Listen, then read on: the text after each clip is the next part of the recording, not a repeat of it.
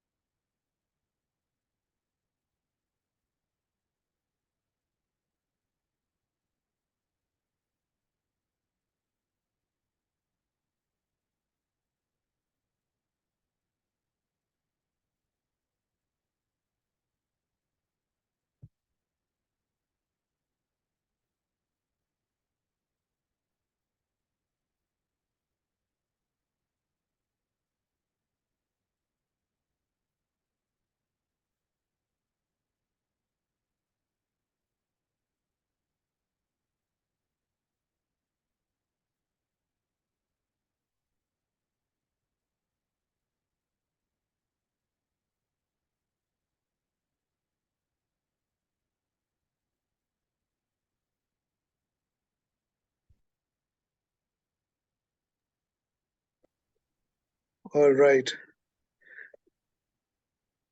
So, good morning, good afternoon, good evening, everybody who is here, who has joined today. Uh, it's been a long time since I said those three words together, but thank you all for coming in today and joining us. It is a special day in so many ways. Just a heads up, though, that we are having low pressure and a typhoon in the Philippines at the moment. So if you see my voice dragging, or you see my picture flickering, it's the typhoon, it's the connection. Other than that, hopefully everything will go well in this moment of us being together. Uh, to start with, just to say we've all come together because it's a little bit over a year since we lost somebody very dear to us, very dear to many of us who have been working for the human rights of migrants. John, as many of you know, was a leader in so many ways. Just last week, about 10 days ago, or just last week in Bangkok, a whole Asian community that worked with John actually remembered him. We had a on the 24th and the 25th, we had a conference on social protection.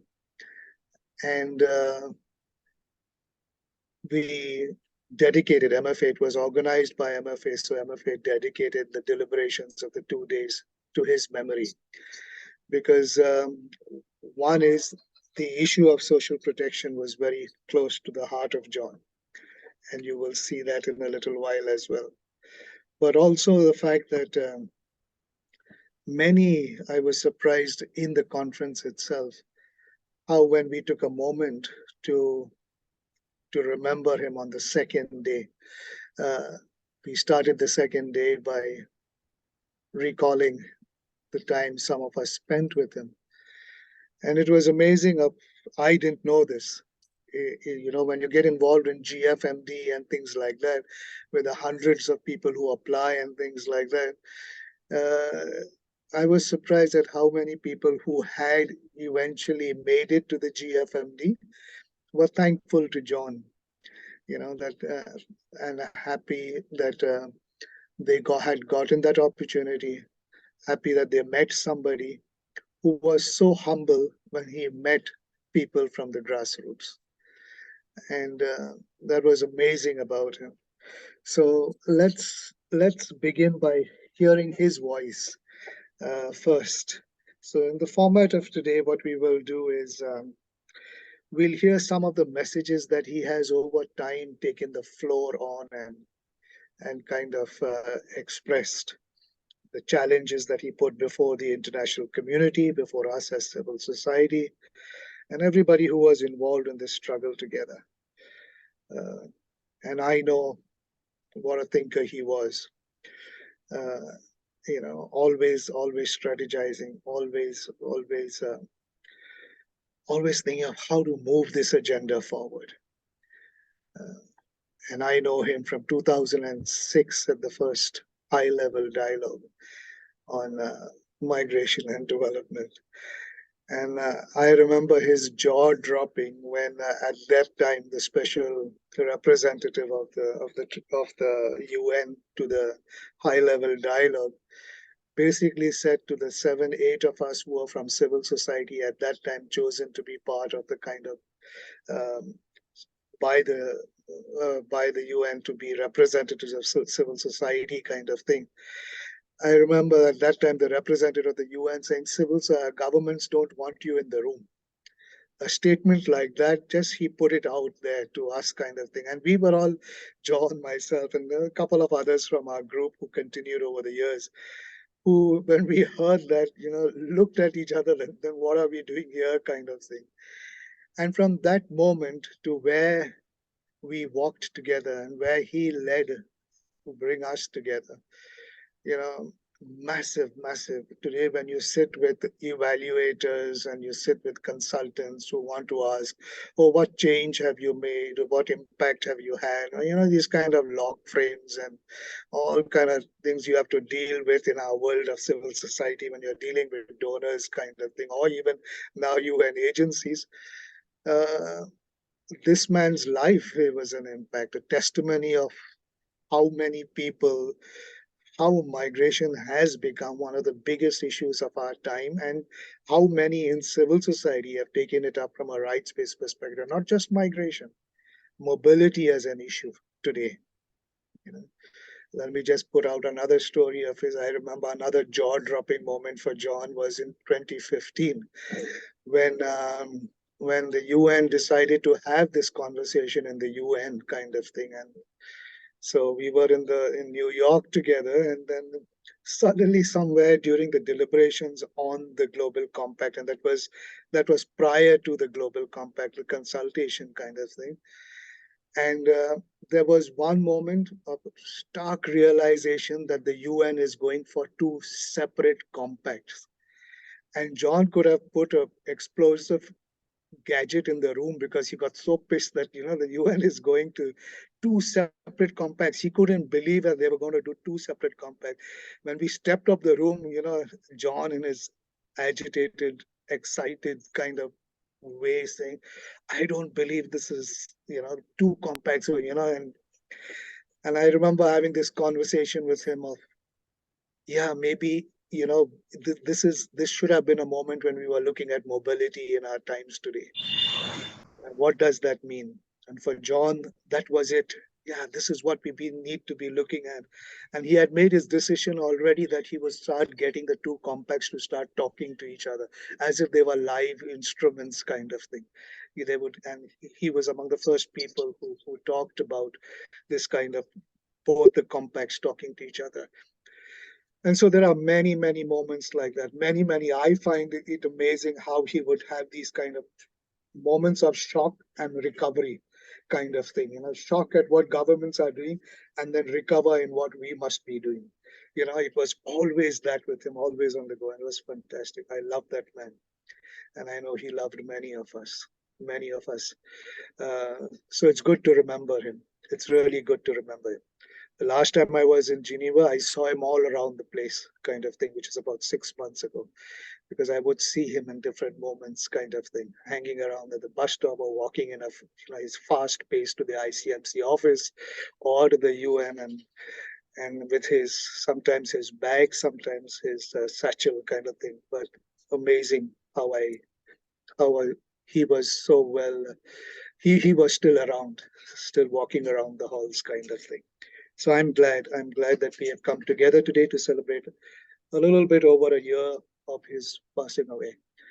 And I'm sure he'll have a lot to say to us if he was around when he looks at the state of affairs today, kind of thing, or where we are from that moment, kind of thing. Different moments in our time together when we were on fire. And I know that was something he loved. But let's take a moment to just hear his voice. And I'll ask my colleague first to to play a short kind of video we have in which we hear John's voice, and John talking to us.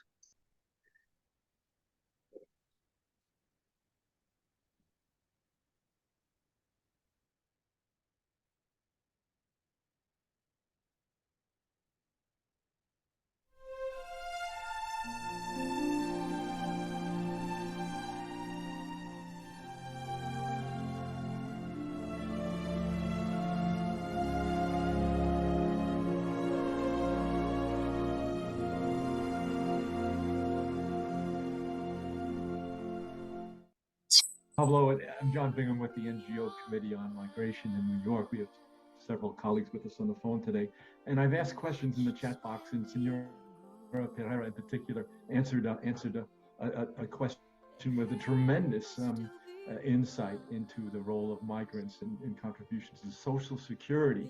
So not remittances, but social security. And that's an amazing contribution here. And it was refreshing to hear some real world perspectives that matter in what otherwise is too formal and choreographed a round table.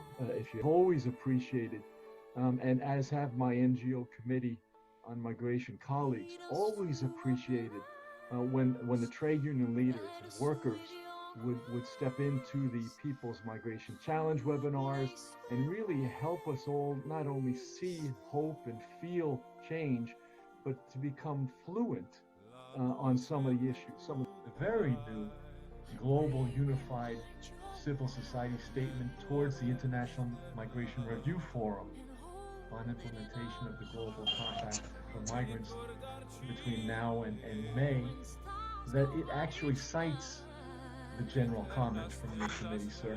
So thank you for that extremely useful clarity and raising the standard that, as Vika says, helps us to come together, helps us to see things together and fight for them.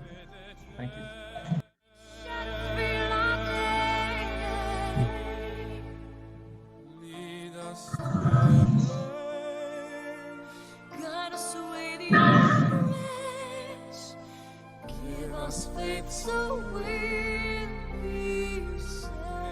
I was reminded of two expressions that I think pertain to us, and I offer them just most humbly as we close this celebration of International Migrants Day.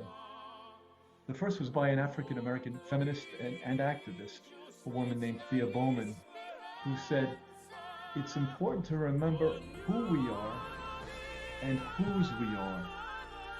So to remember who we are, many of us are migrants and refugees and perhaps asylum seekers, or our family members are before and now.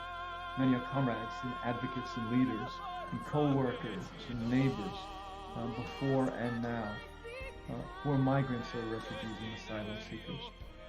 We want to remember whose we are, who we belong to. And here, I would only say that I'm reminded by Vika, among others, that we belong to each other.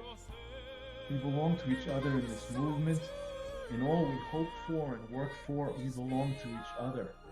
And that's precious for the movement, for the cause, for the people we work with and walk with.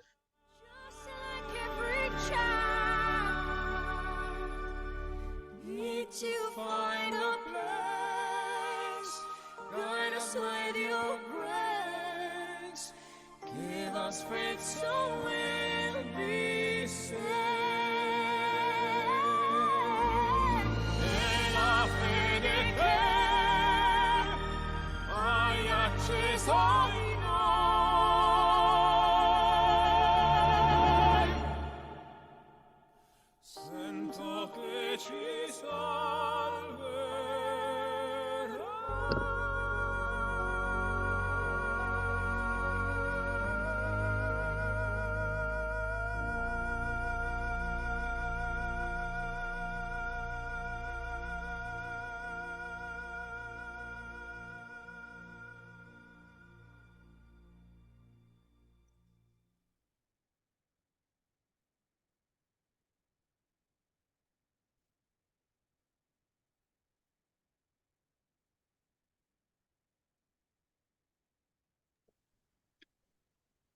That is something that John said so powerfully.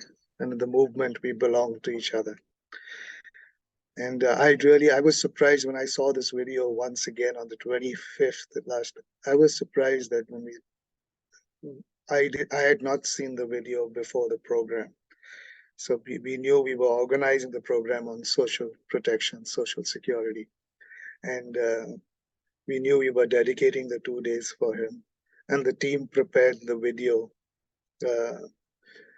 It was only when they played it that I realized that we had this statement of his on the need for social protection, social security for migrant workers.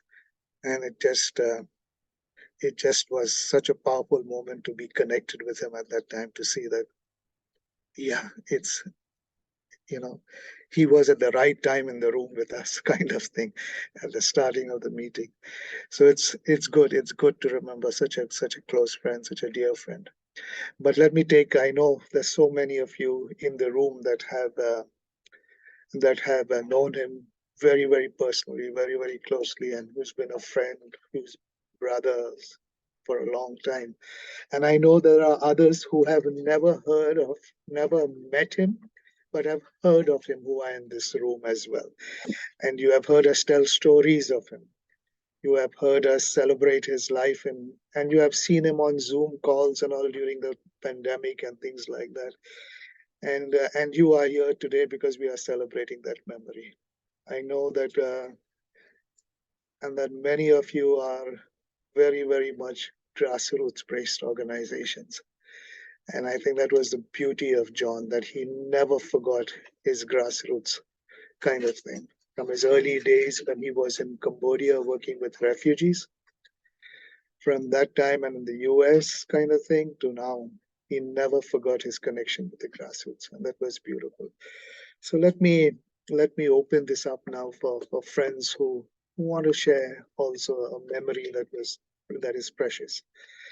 And I see, Eva, that we had reached out to you. I see you there, and I'm wondering if you want to start this off.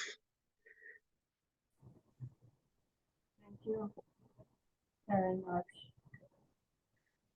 I feel that I'm not up in a way up to any of this because I feel like my work stopped almost when John left us. And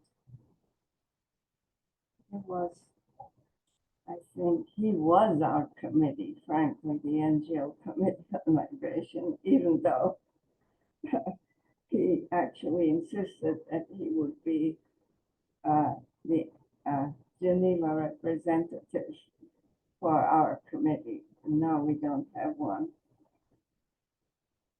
And even if we had one, they'd have a hard time living up to him. And we also had a memorial service here in New York, as many of you know, because we were there. And what I wanted to do at that service, tell people, most of whom were friends and family, but not necessarily knowing what his work mission was, except that he was wonderful, about what happened. I said to him, I addressed it as a letter to him to tell him what's been happening here on the ground while he was upstairs.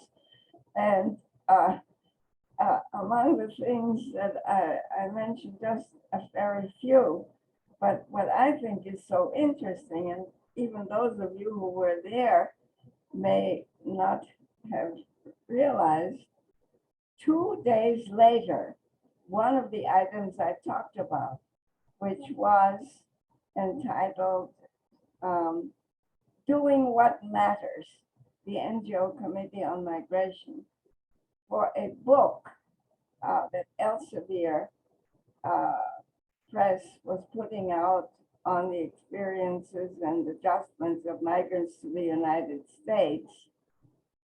And this part of the book was what internationally is being done. Well, I got an announcement from Elsevier. It's out today, August 1. And they sent me a copy of the piece. Mary read it, her John's sister, and she was ecstatic. And basically speaking, what that was about was really, we wrote the chapter together, but basically he wrote it, frankly speaking. And what he emphasized for the whole, throughout the whole chapter was exactly what William has been talking about, that, you know, that we're trying to find solutions, and we have to work together, not just pieces of paper and not just statements and not just meetings, but actual, so, just do it. And I have to tell you by ending that I was in Central Park on Sunday because I always meet a friend there. And, they have these people there who, instead of horses, they run these little carriages where people can, for quite a lot of money, sit instead of walking around Central Park, they get carried. And he had a big shirt on, and he said on it, "Just do it." And it was later that I found out that this was something that came from Nike. It was apparently their model too. And now I'm looking for a shirt because I want to wear it every time we go to the UN so that they know what the heck we're doing. So those are my memories of John. And I wrote him, the last piece I said at that meeting was, John, working down here without you is no picnic. That's the least of it. But being in contact with you helps me going. And I think it helps all of us to go. So thank you very much, friends. Thank you, Eva. Thank you for, yes, reminding us that John was very, very much like that. That's why I remember even this thing of the two compacts, when he thought of civil society coming around together around it, he called it the action committee, because that is what he thought we should be kind of focused on, getting things done. Very, very, very, very pragmatic, very, very practical at that.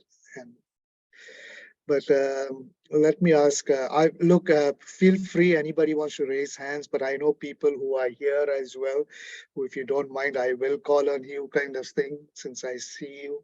And Weiss, I see you, and I've seen you smiling as well, as you remember very fondly some of these stories as well.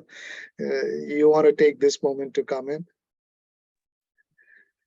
Oh, thanks, William. Yeah, I am smiling, though with some tears in my eyes, as well, as it's very happy said, as John would always say, to remember all these stories. And I'm just really happy to be connected with a lot of you on this call in this global space again, although of course we all wish that the reason would be a different one, not the loss of John. And I guess we also all wish that the reality for migrants and refugees on the ground would be a different one, a different reality that John fought for his whole life.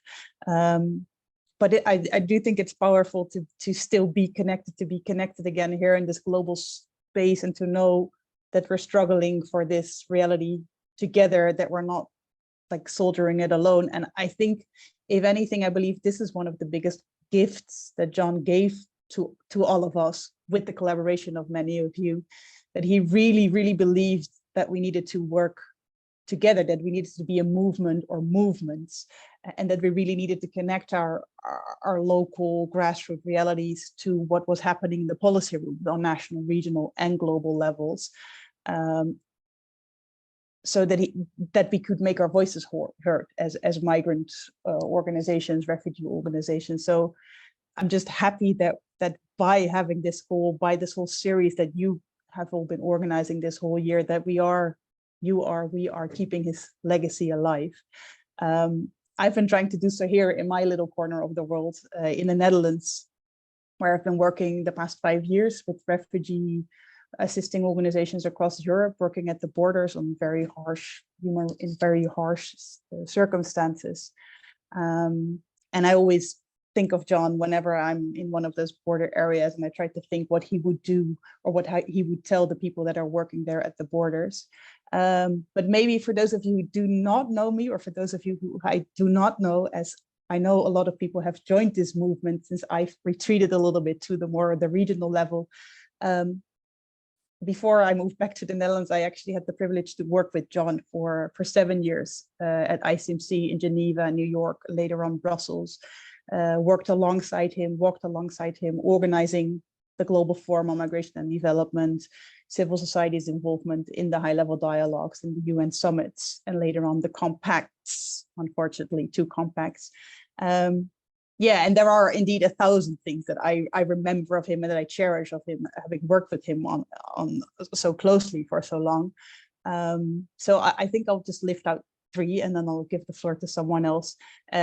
Substantial issues that he worked for, that he carried on, and that I hope we carry on. So the one thing that I firstly remember is how he advocated for migrants and refugees in vulnerable situations, in irregular situations, in unsafe situations, and he always fought for having safe routes and safe passage as part of the agenda, as part of the solutions on the table. And he did that at the UN level, at the global level, but also very much at the more local ICMC level, making sure that there were reports out on search and rescue on the Mediterranean Sea, that resettlement was always part of the solutions.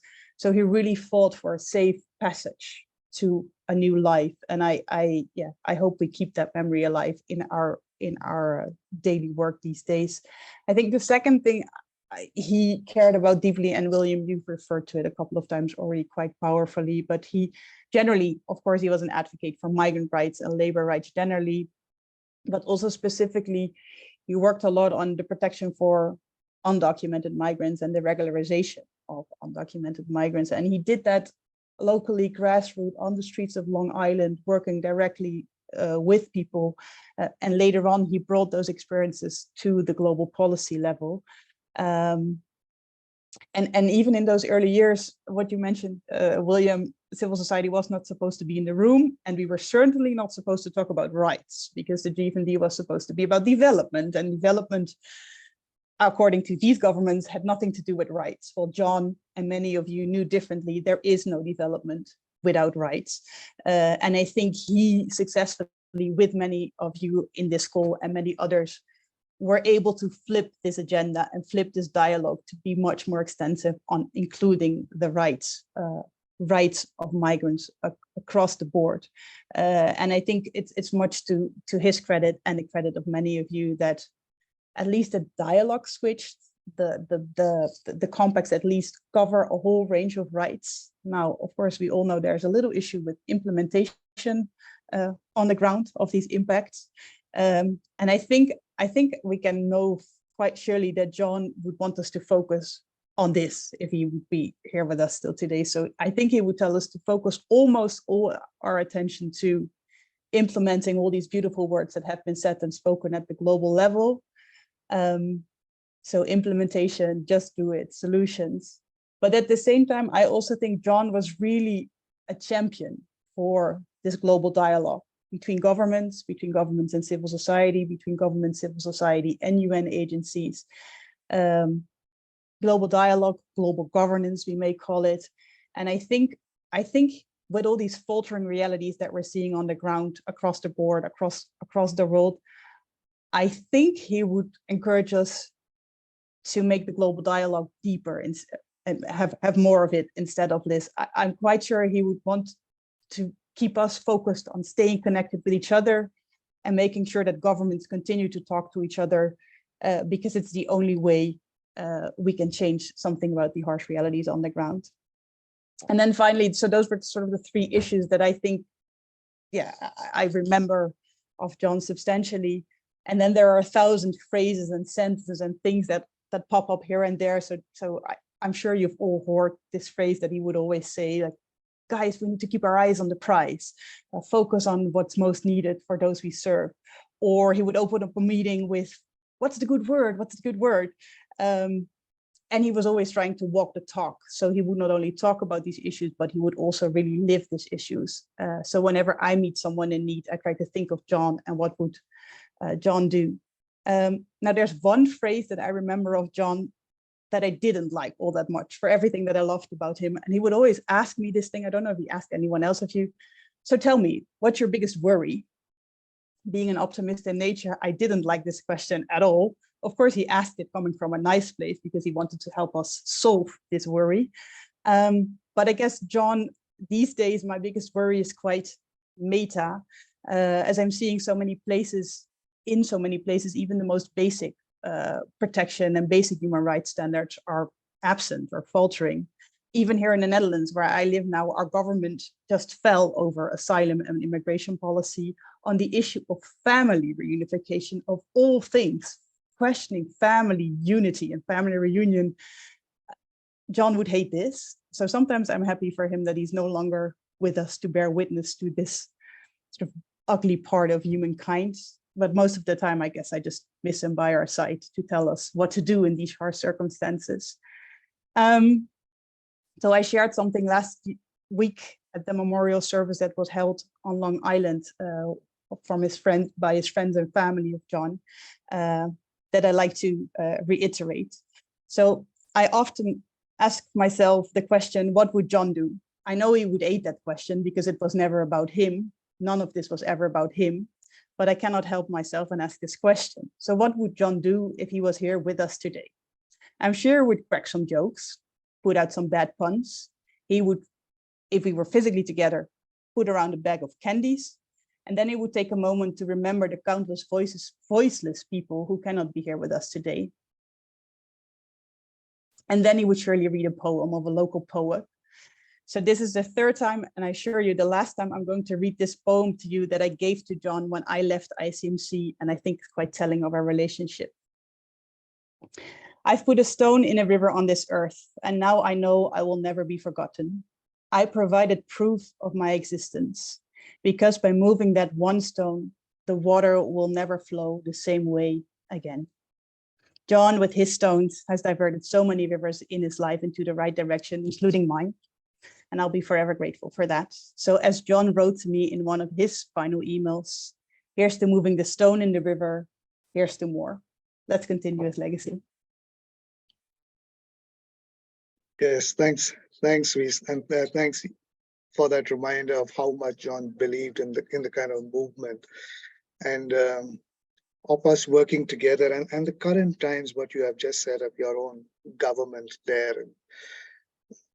I also have been worried over the last couple of years, kind of thing, and most especially now this last year that has gone, of how much the challenge is become even bigger, and my great worry is also the GFMD. That was something that brought us all together, and where it is now, and I would say, and because I guess I've been with it from the very beginning, but for me, who's been with it also from the very beginning, I just feel this is one of its weakest moments, kind of thing, which is quite scary. That after 14 years, when you look back and you believe you had made so much of kind of change and process and impact and things like that. And now it's like, at this moment, it is to say that it is at its weakest moment. And therefore, for us to garner our forces together, that is the legacy he has, of bringing different kind of people together and listening and seeing how we could gel together as a movement, I think, and make that kind of impact at the global level. That is something for us to think of, I think, even as we have the last few months before the GFMD. And before we go into that rhythm, that's why I said this also for all of us in the last meeting that we had in Bangkok. it's not about being there. It's about how we carry ourselves there, kind of thing. And I think that was what made John making sure that we made an impact on that intergovernmental meeting. But thanks for reminding us of that quality of John as well. I see Jibril. Jibril, you want to come in now? William, can I join you later? Sure, Jibril. That later was a lot. That later was stretched. Yes.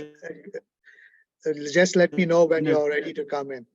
I saw Sumaya. You put your hand up. On my way Yes. to the airport.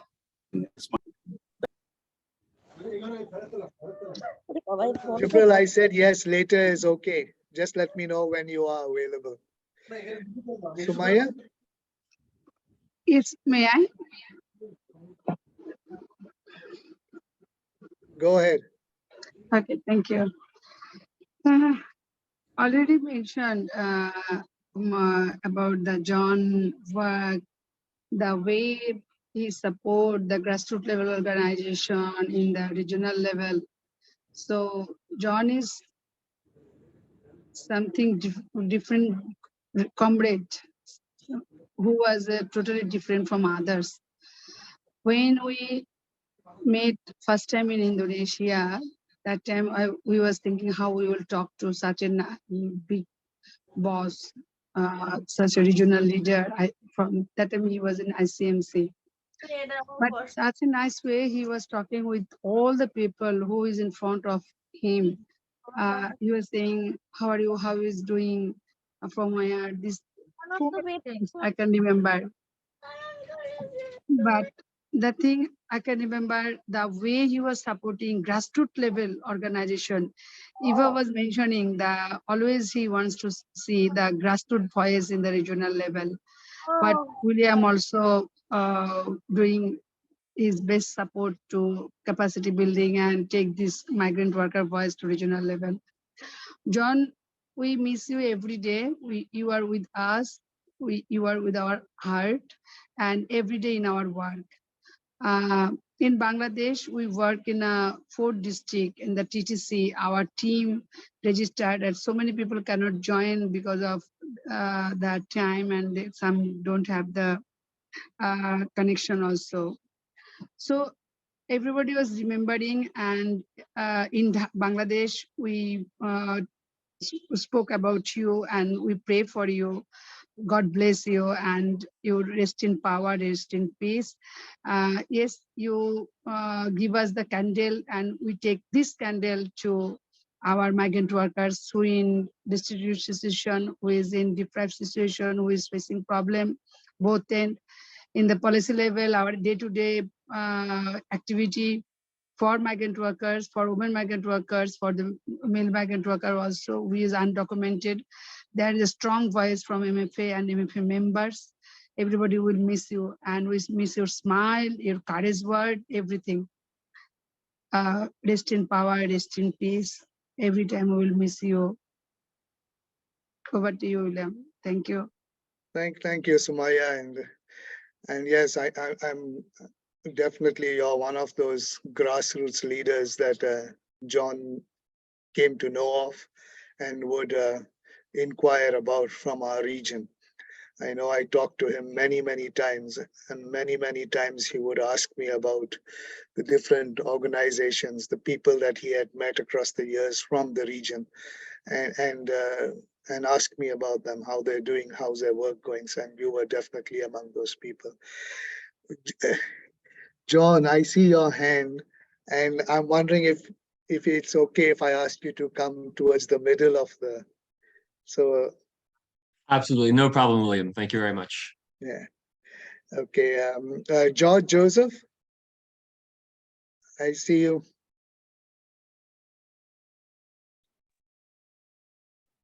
I'm here. It was a long time. Yeah, I know you and John would crack those jokes that would Yeah. I remember John for so many years back. First time I met John in Cambodia. My contact when he was working for, I think, years, if I remember correctly. So many memories about a beautiful human being. One thing, I mean, I was listening to this.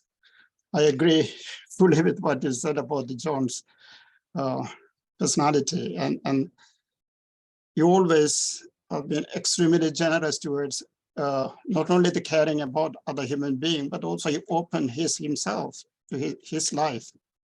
Very much, we didn't talk about weather, because I live in Scandinavia. When we meet each other, we talk about the weather. So, but John, we talk about the family issues, the difficulties in life, existential issues.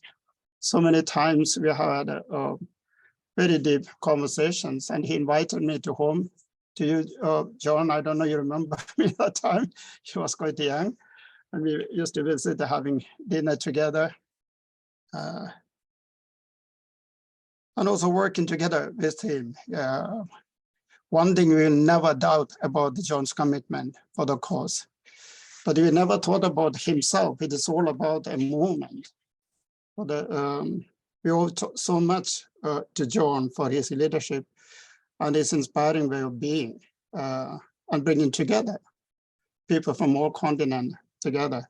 As we mentioned, I also live in a country where I never thought in my lifetime I will see what's happening in Sweden. One being the most generous in European context, to be one of the extreme restrictive policies towards to make migration or to feel migrants, treat people so inhuman as possible, so that they will not be welcome. They don't feel Sweden will be the primary destination country. You know, all the struggles we have had. Still, we are in the square one, sometimes I feel. And I'm sure John's inspiration, and as a believer, I believe also John can help us more today than ever. His spirit will remain with us, and he is in the eternal rest, in eternal peace. So he will be always with us in our struggles, and our struggle will continue. It's not our struggle, it's a struggle for the humanity and the soul of humanity, basically. If we don't treat the most dispossessed people with respect and dignity, we are degrading ourselves, and that's what we are doing. So it's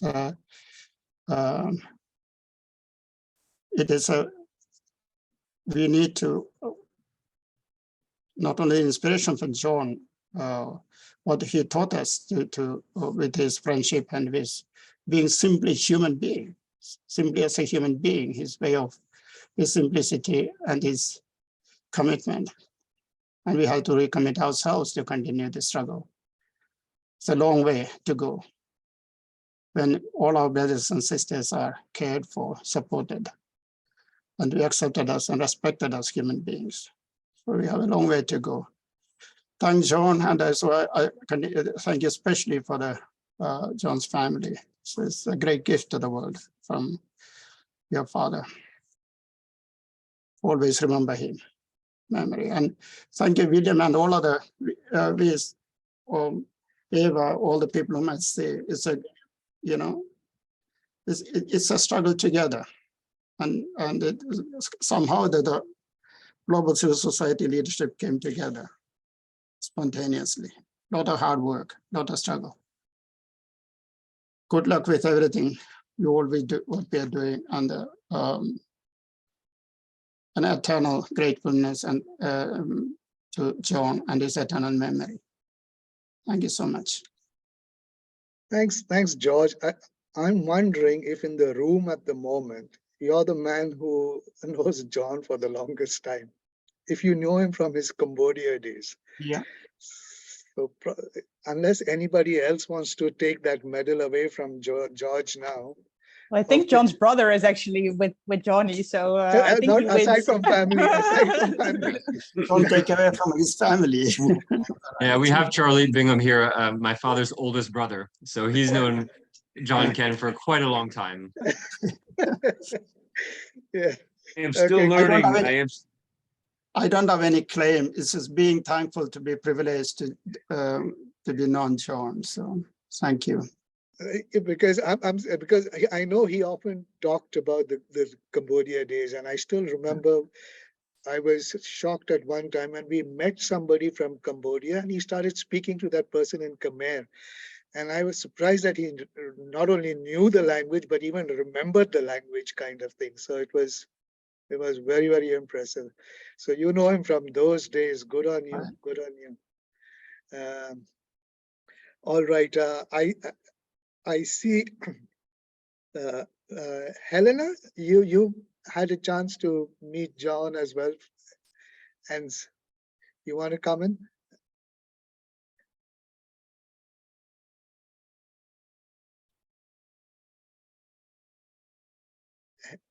Okay, Helena. Okay.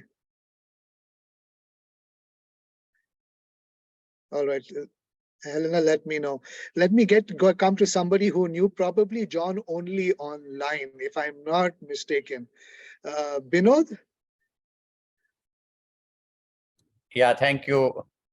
Thank you, William. My video is not working perhaps, but I can speak.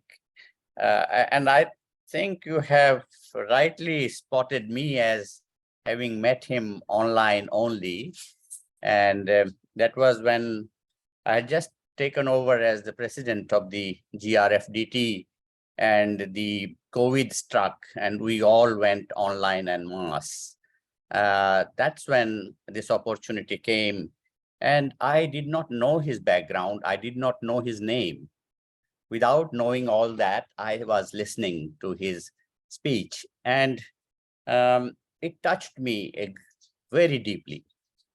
Indeed, because the passion with which he spoke, with his voice choking and his eyes having tears. And that's when I started knowing him. And I could see that here is a person, here is a scholar who is an activist and who has love and affection for the subject, the people that he is talking about. And I was looking forward to that this would pave the way of my interaction with him, because I had the opportunity of having his comments on my talks when I had the opportunity of intervening and having that exchange. So you can understand the way I'm going to miss him, because it was a great opportunity that I was looking forward to in terms of interactions. And also maybe, when you invited me to Kuala Lumpur, then that time I found that, that was an opportunity that John could have been there. So I think his legacy would live on. And when you say that online, meeting, then I can sense, I can feel that he is there. I don't feel his absence, because when you meet physically and you stop meeting physically, then you feel that absence. But when you meet only online, then that association tends to continue. I think this is all that I can share at the moment. Thank you, William, for giving me this opportunity to share. Thanks, Binod. Thanks for that as well, because and that's interesting, right? You get who would think that the online world could also be so personal, kind of thing, and it's that John could reach out in this online world and still become personal to people. It is the amazing nature of his character, and so it's nice that he was able to join us in some of those sessions, kind of thing. I know he thought it was such a brilliant idea of how we started that kind of the group organization that came together and started the webinar series on first the GCM kind of 23 series, and how we kept that going, kind of thing. He thought it was a brilliant stroke in terms of civil society's ingenuity in how we how during the time of COVID, when the whole world was shut down, we kept a conversation going and we brought in more people into that conversation. And he was always so glad to be very reluctant. Whenever I asked him if he was willing to moderate any of the sessions, very, very reluctant and saying, no, it's, and then saying, okay, okay, I'll do it. And then you think you've got it covered because John, he knows every topic under migration, you got it covered. And then just before Yeah, the thing or a day before, he will ask, so what do you want me to say? Is there anything you want me to say? I said, how can I tell you anything to say? You know it all, man, kind of thing, It's like John was like that. Very, very, very humble person, but fantastic, and always, absolutely. always, always moved. So Absolutely. Yeah. thanks, for that. Modesty defined. Yeah. Very much, Modesty very defined. much. Ellen Sana.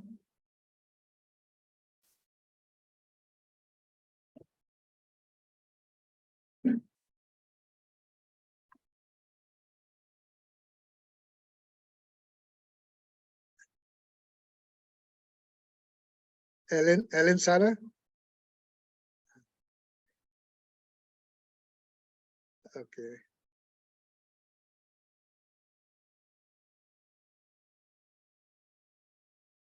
All right.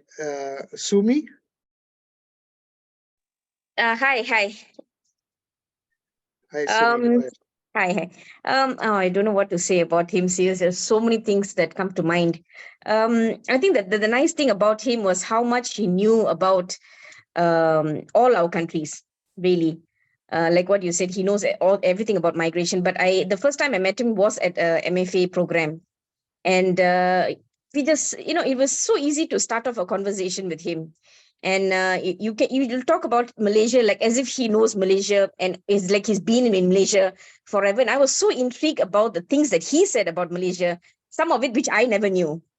And I think that is John. Like, he will really get into the topic, and he'll really get into knowing your country. And we shared a lot of things, not only about migrants, but a lot about refugees as well. And I was so amazed about his knowledge on migration in our countries, and also in the Southeast Asia. And I still remember how he will connect with all of us when he sees us. When we come across with him in any event, it's always a big hi and a big hug, and to everyone, a big smile, and asking how we are, and what's happening in our country and how are things. So I think that's the warmth that John always shared with all of us. So I feel very, very hurt that he's gone so too soon. So rest in peace, John. I really, really miss you. Thanks, Sumi. Thanks for that reminder as well. Yes, how he would want to know what he would know of some of the situations in the world was amazing, and it was the way he wanted to also act in that sense, have an impact on whatever we do, we make. And that's why I think he loved the fact in the Global Forum as one space in which we could collectively have an impact on the world. And that's what he mustered all of us towards. So thanks for that reminder. Cecily? Hi, William. I'm sorry I joined late. Sorry, let me get my camera on. Hi, everyone. I just joined. I was on another meeting, but so I'm sorry that I missed all of your wonderful words about John. It was wonderful to be there last week with some of you and with the family to celebrate John's life and to remember all of the very remarkable things about John, and really just how special it was that John, it felt like he had more hours in the day than the average person. Somehow he was able to have very long, very detailed conversations with you where you felt like you were the only person in the world. Like, he gave you his full attention. But he also gave that full attention to so many other people and to his family and to his work. It really feels like time or space was different for John. And I'm so glad that we have this space to be all together. Like John has brought us together again, and I think he would have loved to have seen it over this past year. In times in my own kind of leadership journey in the Committee on Migration, I've thought to myself, what would John Bingham do in this situation? And I'm sure that has happened for many of us over the past year. And of course, when I started this role, it just would have never occurred to me that John wouldn't be here to share in the work and to drive our collective action. He was just such an uplifting and encouraging presence, and so generous with his praise. He was a mentor and friend and support to so many of us in this space, and really helped us to feel like we belonged. He saw the potential in us, helped us to build our confidence and faith in ourselves, and helped us to feel like our voices and experiences were valued and supported. So John's focus, his vision, his leadership were inspirational and remain inspirational for all of us, and always inspire me to center our advocacy around the experiences of migrants, always focusing on practical solutions, and emphasizing the need for dialogue. And again, we're back in this space, in communication with each other, and I think he would have really appreciated seeing that. So thank you. I'll stop rambling, but thank you, William, for the time and for bringing us together. Yeah, thank you to the family. I see a few family members here, and it's wonderful to see you. And yeah, just immense gratitude, enduring gratitude for John, for his leadership, for his vision, and for his amazing convening power. Thanks. Thanks a lot, Cecily. You know, there is one time in this journey with John that I didn't know where John was going. And it was like, really, you want to go there? Kind of moment for me. And that was when I had just stopped after something like 12, 13 years. I'd stopped wearing the white band, you know, with the global band, white band against poverty. I stopped wearing them. And then one day John comes and he's distributing these orange rings and orange bands kind of thing. And I don't know, where is John going with this? The ring kind of thing, red, orange ring. And I said, okay, because, you know, because at that time also there's these kind of different revolutions. Nowadays revolutions have color. So there was in Thailand, we had the red, the yellow, and then there was the orange. You know, you have these kind of being marked by colors. And I was wondering if John is going to, you know, go with how far he's going to go with this orange. But I realized when I realized he kept it for a long time on his body, kind of thing, the orange thing. I could never bring myself to wear it. But, you know, if I had one today with me, I'd definitely wear it because it was just one of those moments. And then there was another time when he started these colored papers. And I think, I'm not sure, Visif, how much you had to do with that together with him. And we used to go to these meetings and we had to make sure all our statements are of different colors, or the yellow paper and the blue paper. And I said, okay, kind of thing. This is, you know, but it was good as a strategy. It caught on. Government started paying attention. So yeah, there was wisdom, but I must say, that was when he introduced it, it was like a moment of, really, you want to go there, kind of moment for me. But I'm sure I'm sure some of you still have those colored papers or orange rings or orange. But John, you want to come in now?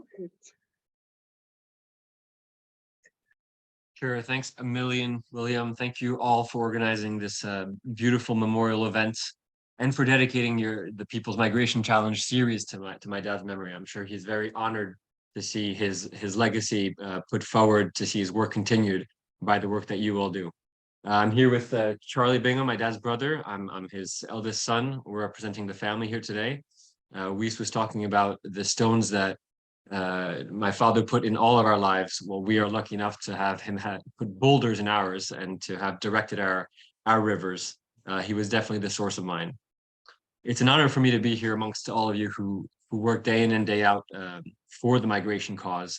I know it was my father's deep honor to work with you all, and he would rave about each and every one of you and your organizations to us.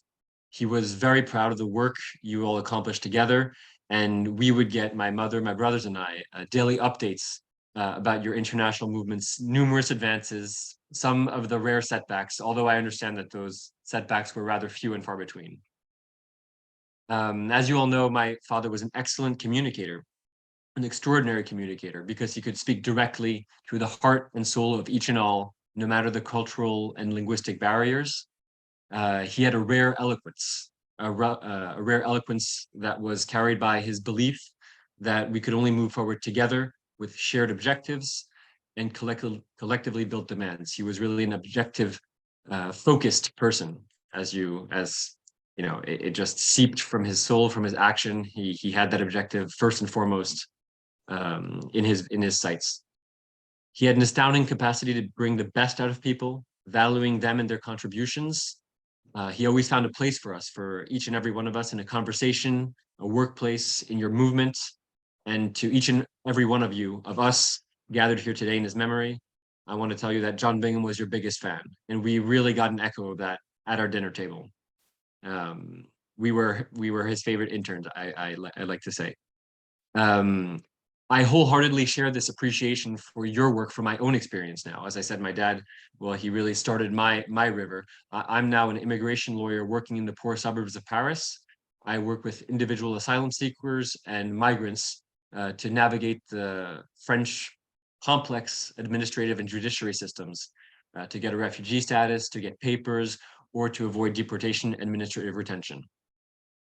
Now, while my work, I think this local work and that a lot of you are involved in, it remains very important. I can't help but feel that sometimes I'm a small sailboat sailing against the wind in an increasingly powerful storm of nationalism and xenophobia.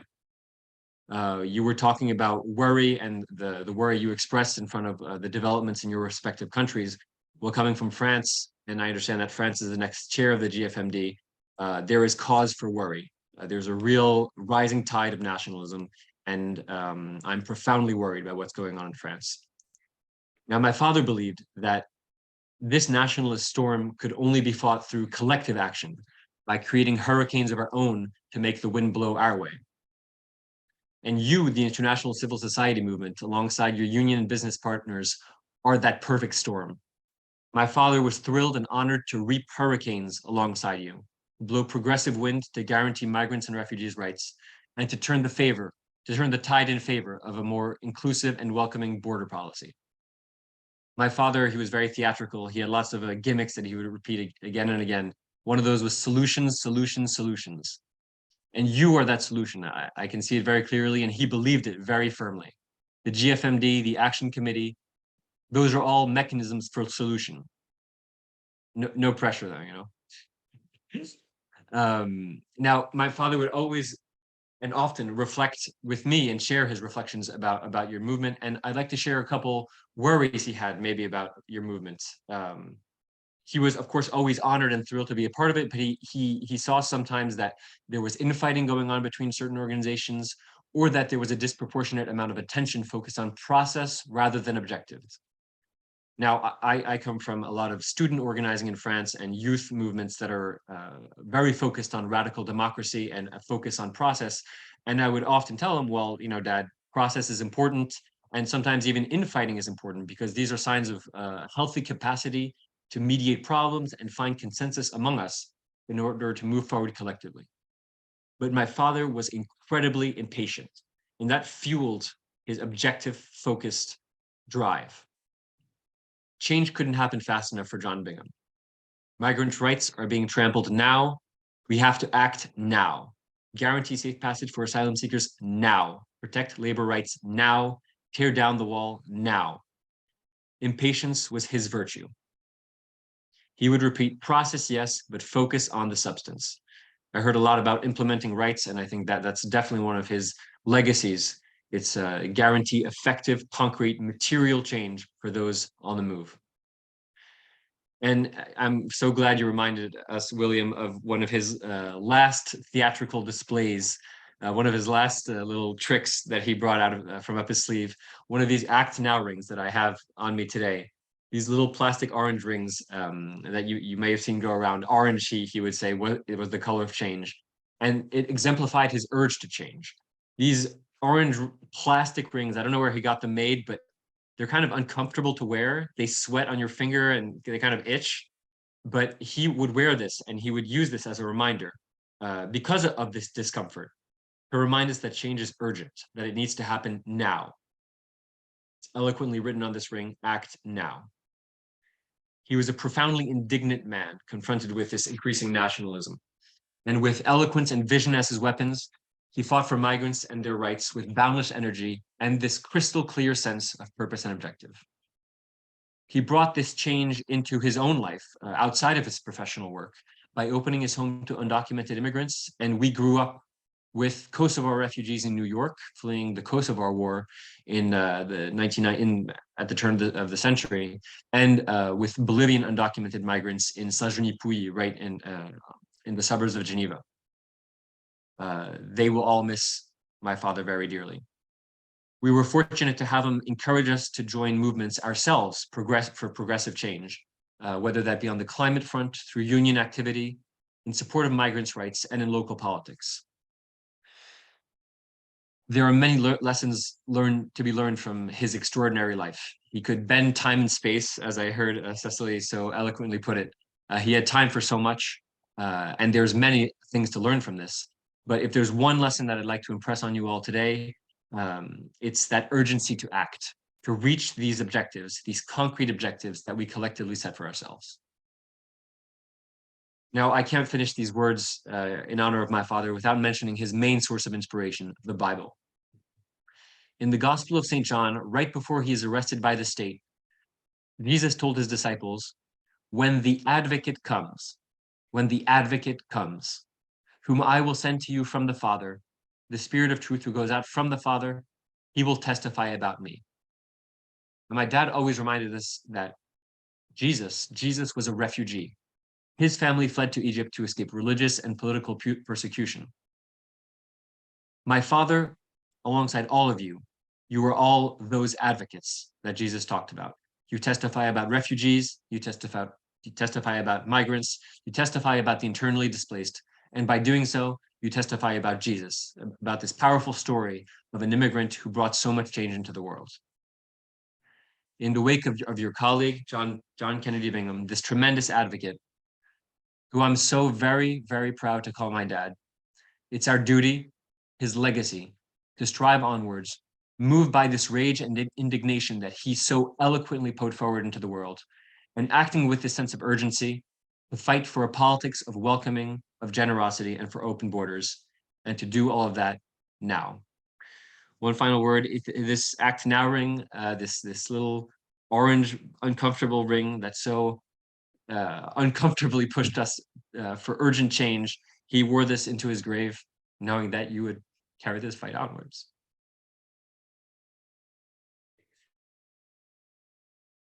Thanks, John. Thanks a lot. What can I say? You are your father's son. Very well, there's so much of what you said was like John would say it. So it's fantastic to see how that continues to live on in your own person. And even while you were speaking, Evelyn, who is part of our group, Evelyn Tennant also part of our network, she sent me this picture, and it is of the orange ring as well. So it's interesting how there are people that an orange ring has remained with people. So that's good. And for that testimony of I didn't know it was the color of change. I just thought maybe he's choosing a bright color, but now that you say it is the color of change, so that's good news to hear, and good news and good for us to think of as we move forward. But also thanks for the reminder that he was also very real in terms of our movement. He saw how fragile it was, that sometimes we focused on, got distracted. We were focusing on process rather than on the objectives of why we need to. And this is something that he kept coming back on. Action, action, action. I know that this was something important to him. So thanks for that reminder, and thanks for the reminder to all of us in this room now. And I was, even as Cecily was talking and Eva was talking, and I know the work on the GFMD is going to pick up, but maybe to, as we pick up the work, as people come back from summer and things like that, pick up the work and maybe start planning, maybe we should think of the fact, which I really think, I'm sure it resonates with others as well, that this might be the weakest moment of the GFMD that we have seen. And can it be our strongest? Is something that we need to ask ourselves, kind of thing as well. And maybe it's the memory of those who have gone before us, like John. Maybe it's the memory of some of the things we were able to do together in the past. Maybe it's needs a little bit of putting aside the obsession with process and getting down to action. Maybe it's all of that. Thanks for reminding us of all of these things as well. Jibril, I see you're ready to speak. Thank you very much, William. I'm still in the queue to check in, but I'll take the opportunity now. I've just been reminded with these plastic rings and bangles that John's the only one who ever succeeded in making me wear one. You see, it doesn't match with the woven silk ties that I prefer.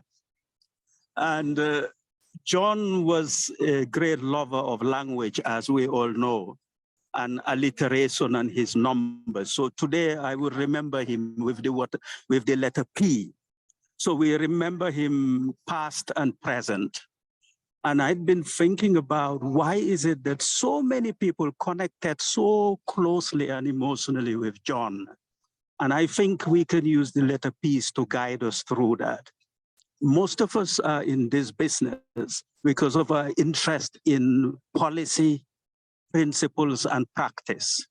And wherever we come from, the diversity of civil society, the different approaches we had, John was so central in his conviction and his purposefulness on action and on principles, policies, and practices that it was easy for people, wherever their origins, to connect with him at that level.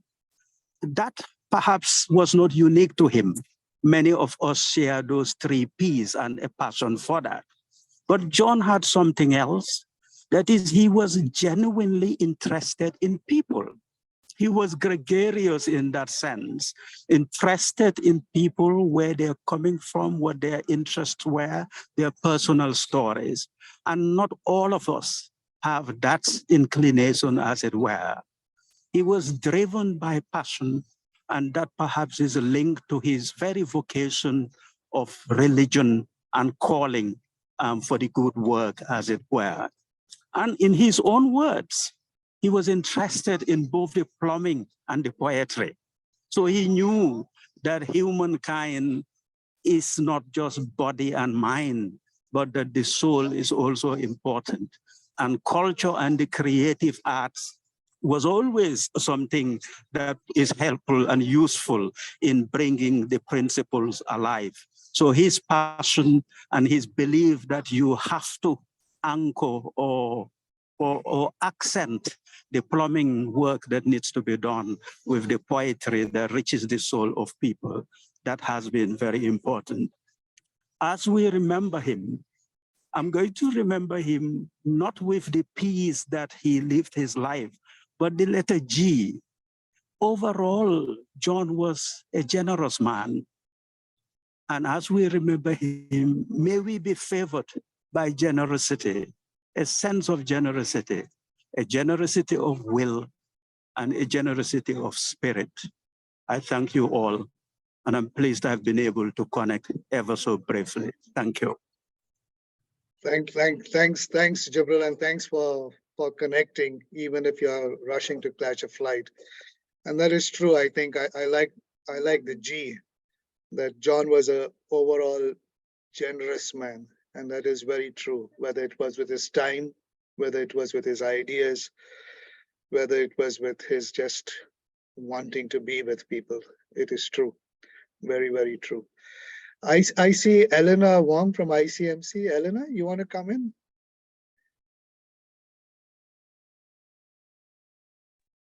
Hi, William. Hi, everyone. Thank you so much for having us here. And yeah, I'm representing the ICMC team as Colin is unfortunately on a long haul flight. But as I wrote in the chat, he sends his love and his continued memories for John. And I know you all know he was a great friend of John's for a long time.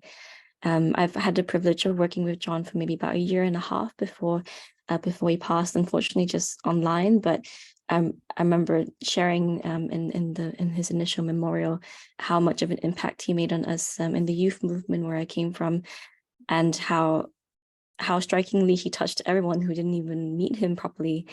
Every single time he made an intervention, I had someone message me saying, "Who is he? He is incredible." And I think that is the legacy that he definitely leaves.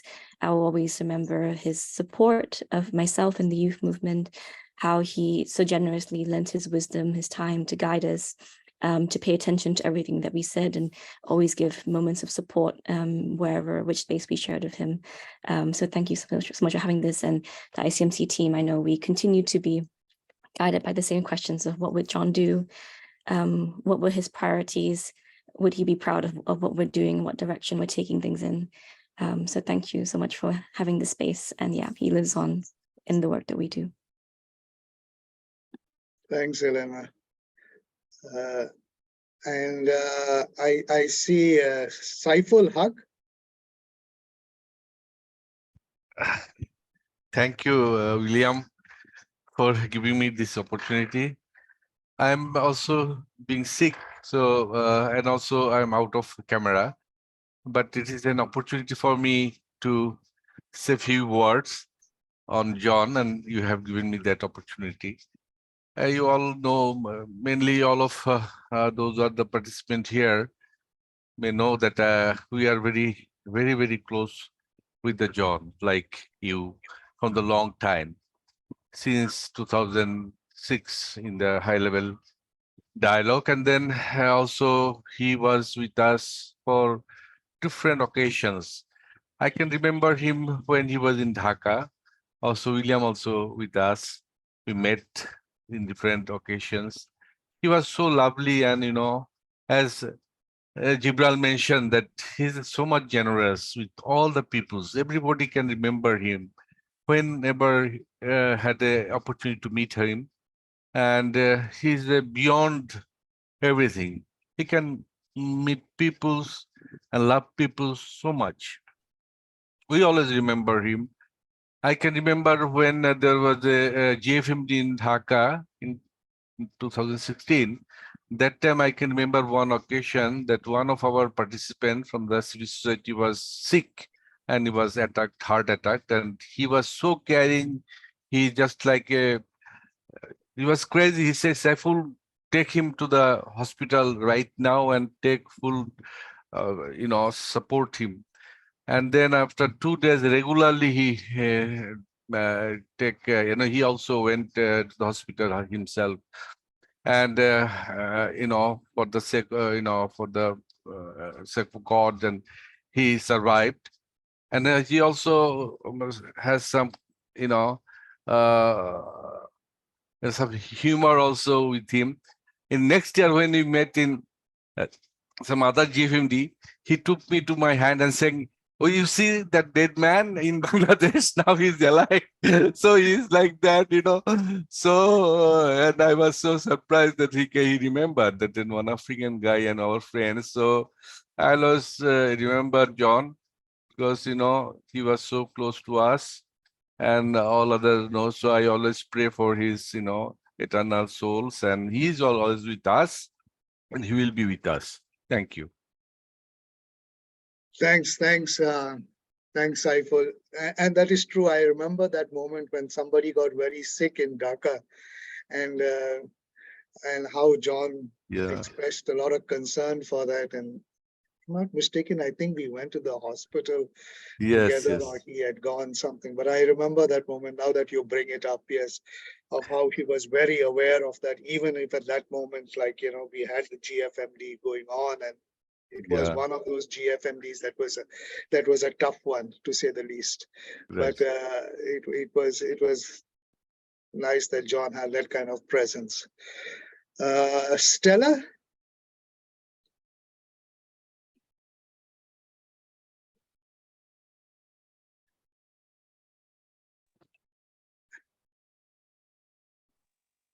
Hi, William.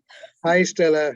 I was wondering if you Yes, I am on. I was on earlier and then I briefly jumped off. Well, I jumped off for a bit and just back again. No, it's just been good to listen to what others are saying, obviously, about John and how we remember him. I think from our work, I guess my relationship with John was through some work that we started with ICMC some years back on the MADE project. This was the Migration and Development Civil Society Network project, where I worked also with these and with others as well. And for me, he was just very inspirational, and I always, whenever, and I'm sure everyone has mentioned this, but whenever he spoke, it was just always about, it was almost like prose when John spoke, and just listening to him and being hooked onto his every word.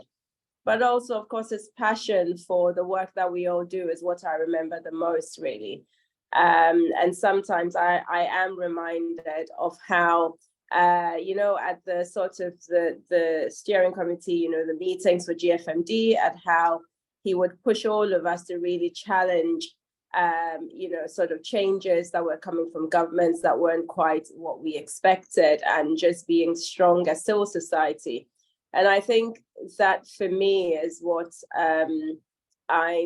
what I always remember, really, whenever we're doing the work that we do, engaging with governments, a civil society, and not accepting, of course, what is handed to us, but always feeling strong enough to challenge, you know, what comes from government, or what comes from, you know, the policymakers, and remembering that we matter. And I think he was always very clear about that. That we have more you know, influence, I suppose, and we have, you know, the work that we do is credible, perhaps even much more so than sometimes we think, and that we have to keep remembering that. And I think that's I do always remember John for that, and he's still very, very sorely missed, really. But we thank him for all his work and for the inspiration that he left behind for us. Thanks, William. Thanks, Stella. I didn't know you came in around the MADE project time, huh? So that means, I'm sure you remember the MADE project kind of thing. That was a time. Yes, yeah, absolutely. Okay. So, all right, great. Yeah, and I think that was a moment when many groups in Africa actually came on board as well. So it's nice to know that you were part of that initiation. All right. There was another, Vinod, I don't know, there was another hand under your name who kept flashing the hand up. I'm not sure, I don't see that now, but. William, that was the technology playing hide and seek, and I'm not techno savvy. Sorry, so just William. Excuse me. Hi, William. That was me, because I registered under Professor Kadrias. I just could not register on my name. Hello, Okay, can you hear Raj. me? Yes, Yeah. Raj, go ahead.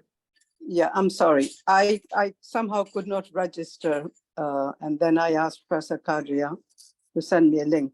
Yeah, I had known John for, I don't know, many years, on and off, when I worked for the United Nations, and whenever there were meetings at the church center, and I would attend the meetings there. But more specifically, I had known him more, sort of closely when I started attending the GFMD meetings from 2008 onwards.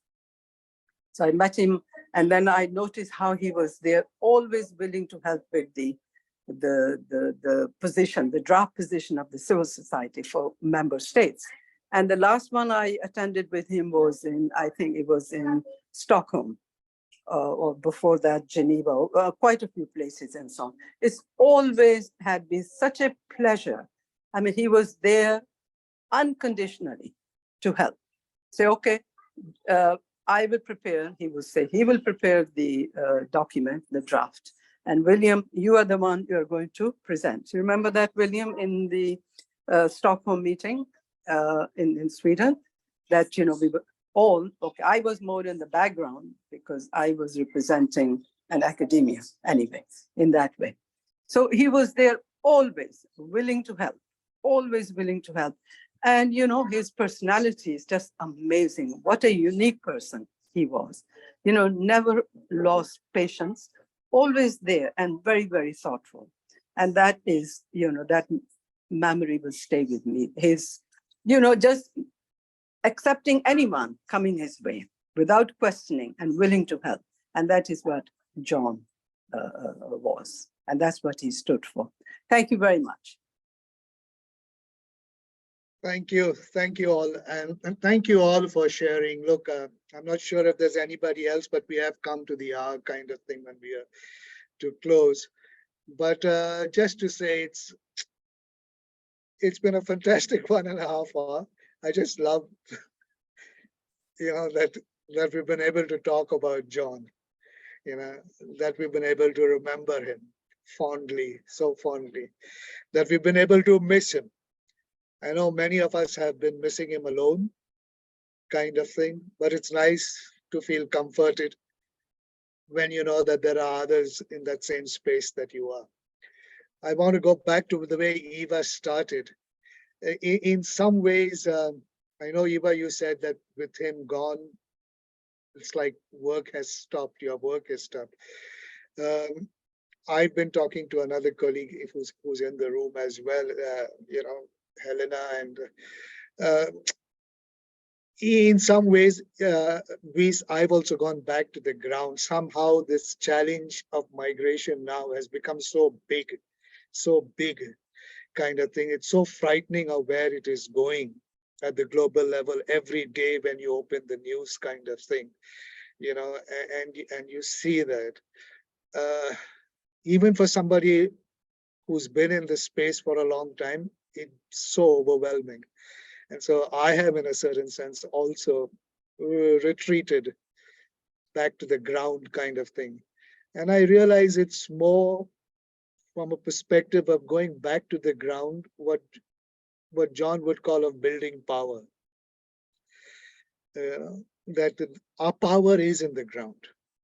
And John was so aware of that. And that is why I know that every time we as MFA brought a delegation to any of the international meetings, he would make time to speak to that delegation, individually give time, because he knew that that is where our power is. He also knew that our power in all global processes would be targeting governments, individual governments, to take the ball to them kind of thing. And that is something he was so strong about kind of thing. And I think and that's why it is, I think, for all of us. And it's amazing how we can be more connected today than we ever were before, and we might want to think, even as we think of John and his time with us, he was at the beginning of the time when we went on when we went online, and he made friends online, and Vinod just gave testimony to that, and I'm sure there are many others as well. So this might be a moment for us to do some, in memory stock taking of where is that power and how do we bring that power together? How do we look at the objective that is there before us, and how do we act in bringing about that transformation that we are looking for, kind of thing, in which he really believed was at the end of the day not a siloed world, but a world in which vulnerable people need to be protected, whether they were refugees, migrants, or displaced people, and protected not in a legalistic sense alone. He was a lawyer, yes, but I think he went to something even much deeper than that, and John today hinted towards that. He was a man driven by his faith, and his faith brought him to see that in every human being there is a dignity that can never be taken away, and to recognize that dignity of another person as the dignity of our own. Because in reaching out to somebody like that, we actually save our own humanity. And I think that was John. And he knew that.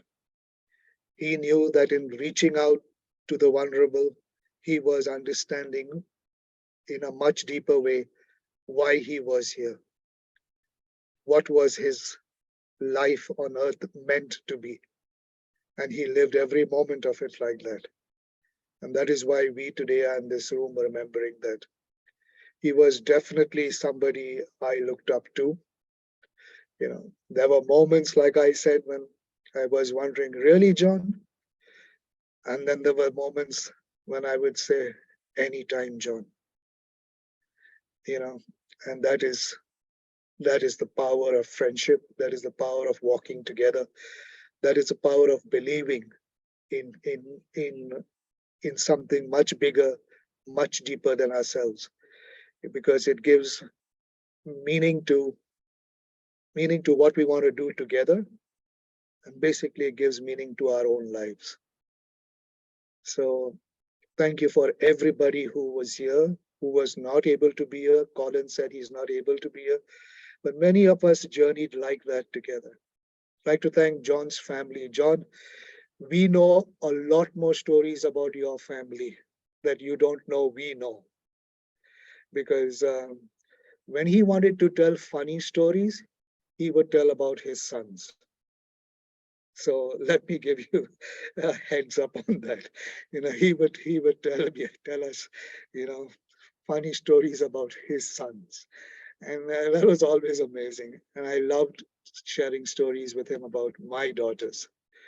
So it was nice. It was nice. And we have lost a fantastic friend. Before we close this up, then we have one more video that we made of him.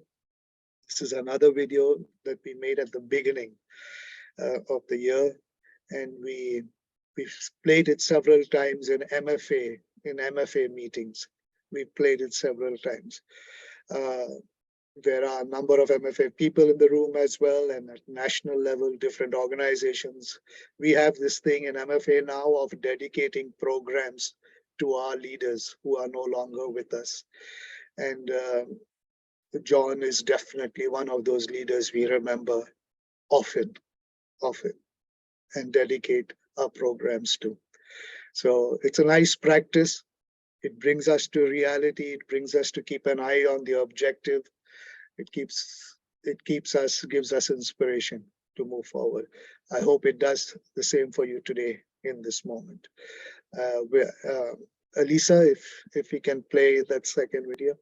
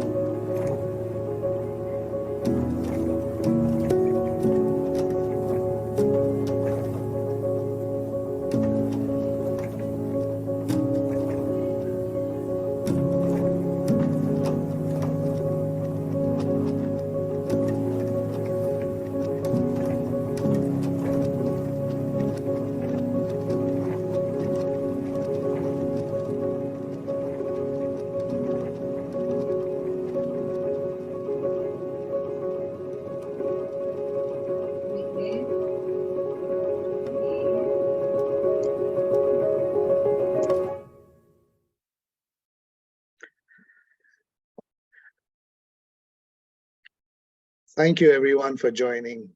It's been fantastic, this moment together. We are stronger today, and there's a long way to go. Like some of you said, in the struggle that is rising, in the challenge that is rising. And our strength is being together.